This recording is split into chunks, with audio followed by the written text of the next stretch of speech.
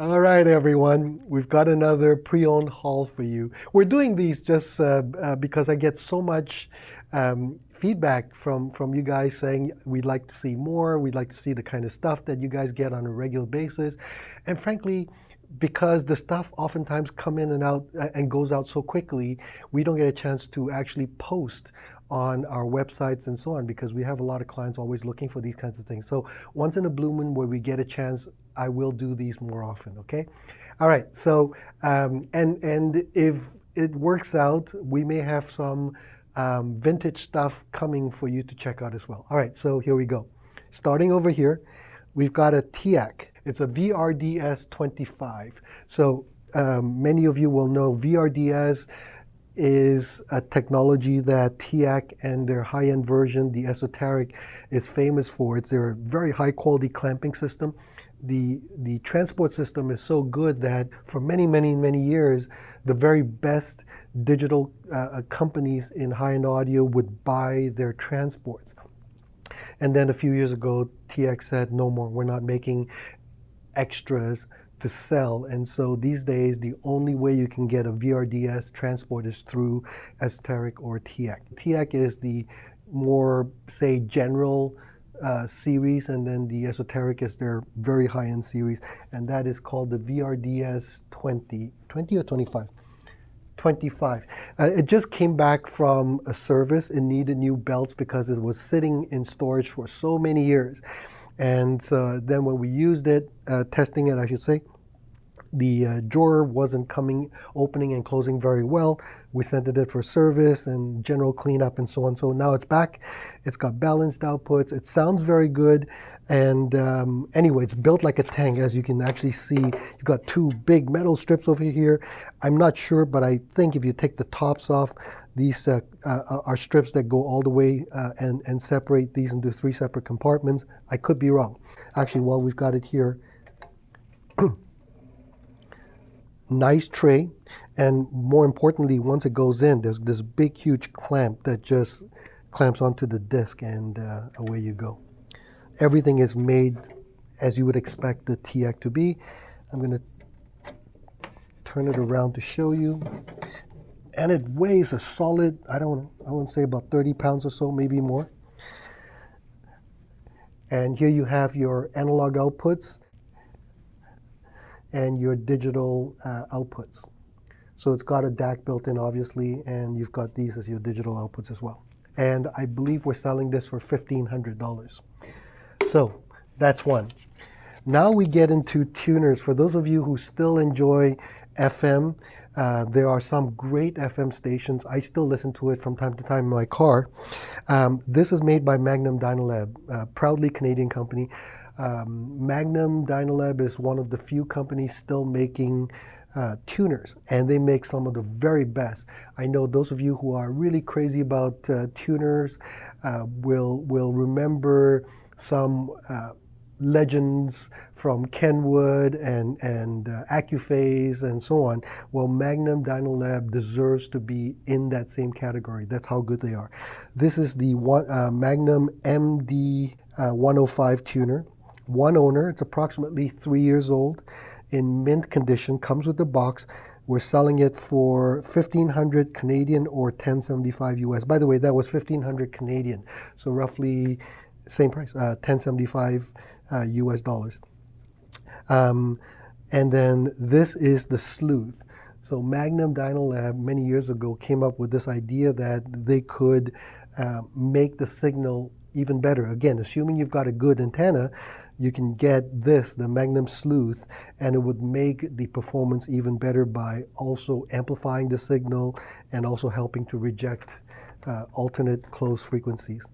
All right, so that's that. And the Sleuth is, so I think I mentioned the tuner is 1,500 Canadian or 1075 US, and the Sleuth is 400 Canadian or 289 US dollars.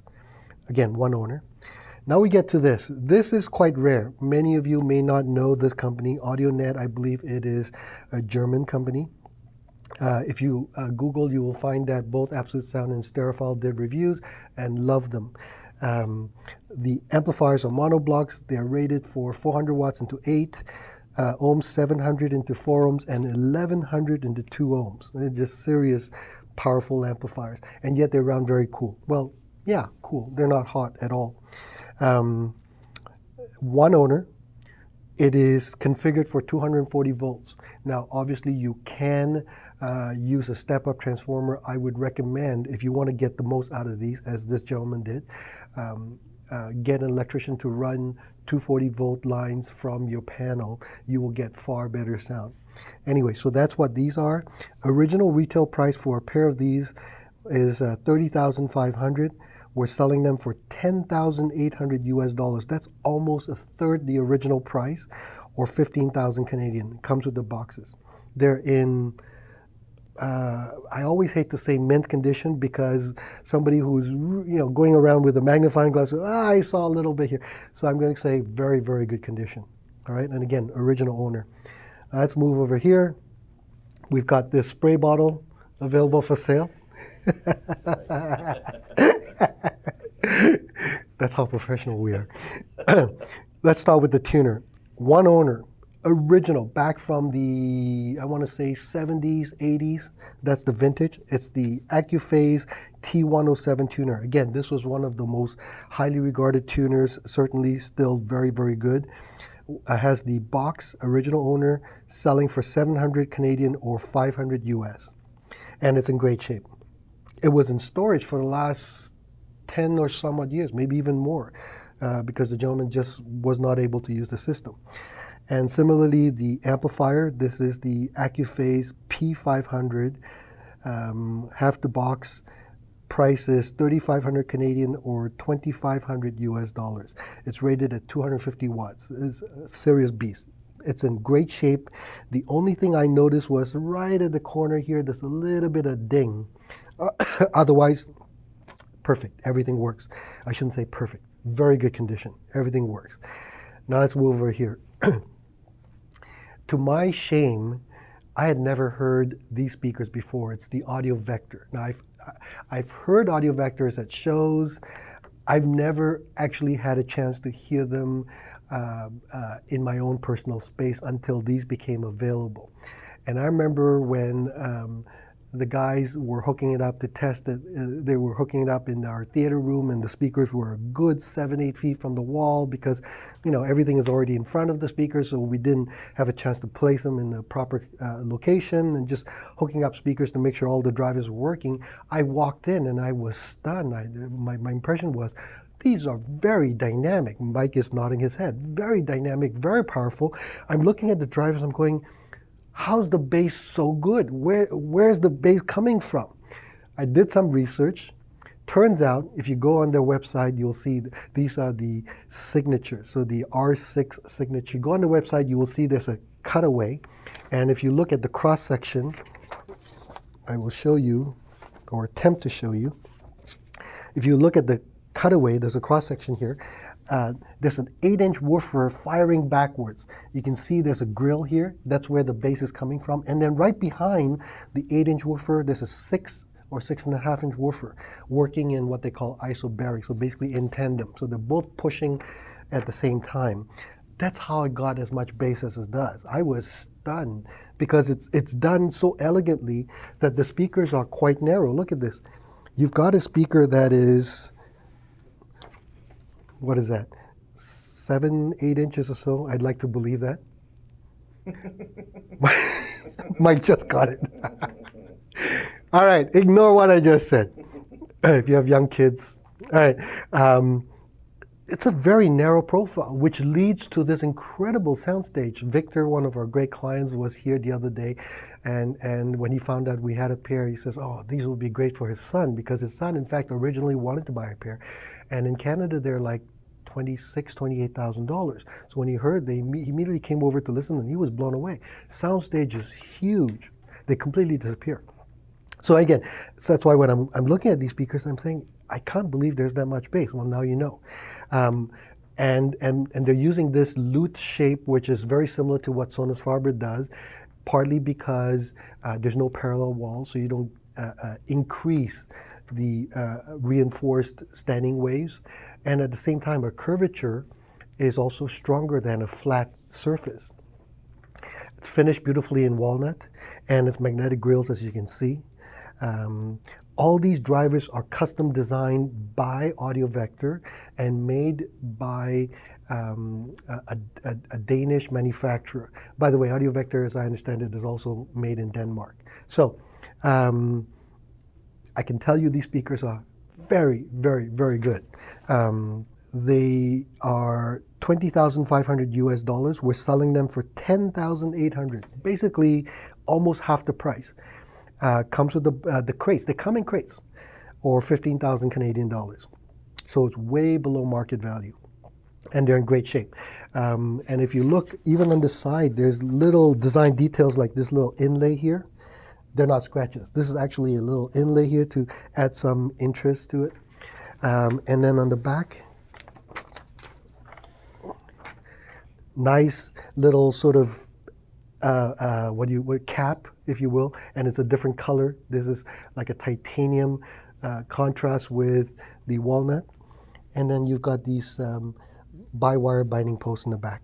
So anyway, great, great, great speakers, certainly for the money. All right, last but not least, follow me. Some of you may have seen these speakers in our last haul. Anyway, we're ready now to talk about these. These are the Klipschorn 60th anniversary speakers. Only 200 pairs were made for the entire world. Obviously, to celebrate the company's 60th anniversary, we finished testing. They are working properly. The speakers, if you want them to sound the way they're supposed to, they have to go into the corners. If you look at the top, you'll see that they're like a trapezoidal shape. There's a triangle at the very tip there, and that is supposed to go right into the apex of your corner of the room. My first exposure to Klipschorns was back when I was in university, back in, I want to say, 83, 84. University of Toronto had a music room for people who love to listen to music. And so I would book it for an hour at a time, go in and play records. And I don't remember the rest of the system. I think it was a Yamaha receiver. It was a huge room, double the size of this room, and this is not a small room. And right on the other end was a pair of these original Klipschorns. Anyway, these are the 60th anniversary, and long-term viewers will know I'm no fan of horns. But these aren't bad. These are not bad. They are everything that you'd expect a horn to be. Very dynamic, very powerful. Deep bass, not there. Klipschorns are not known for their deep, deep, deep bass. I think they're spec'd down to about 50 or 40-ish with room reinforcement. If you want really, really, really low bass, you'll probably have to add some subwoofers. But what they have is very good, very powerful, very authoritative.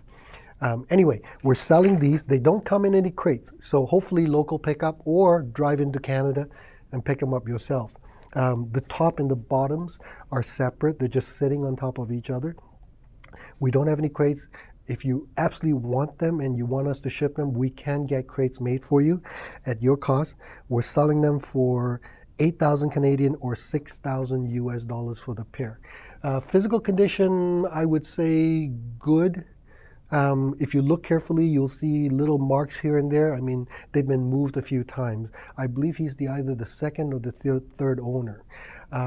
So they're not, I wouldn't call them mint or even in extremely good condition, but they're not bad by any means. All right? Anyway, as always, if you have any questions about any of these things, you can send me an email, info@audioexcellence.ca. There's a good chance that certainly some of this stuff will be sold, as oftentimes with our haul products, videos I should say. But anyway, if you see it and you're interested, shoot me an email right away and we will work out all the details for you. All right, thanks for watching. We'll see you again next time. Bye-bye.